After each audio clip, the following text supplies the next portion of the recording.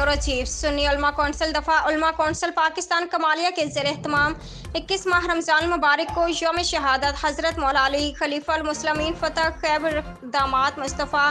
मौलाना कायनात शेर खुदा को खराज अकीदत पेश करने के लिए एक मदह सहाबा अहले बैत मुतालबाती पुरअमन रैली निकाली गई। मौलाना कारी लुत्फुल्लाह लुधियानवी सूबाई रहनुमा सुन्नी उलमा कौंसिल दफा उलमा कौंसिल पाकिस्तान ने अपने खिताब में फरमाया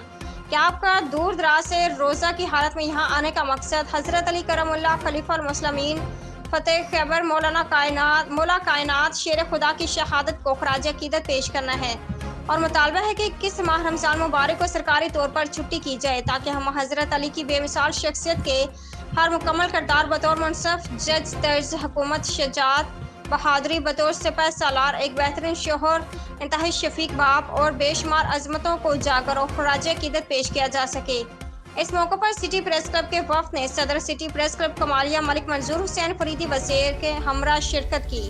इसके अलावा मौलाना मोहम्मद सलीम साहब सदर सुन्नी उलमा कौंसिल कमालिया,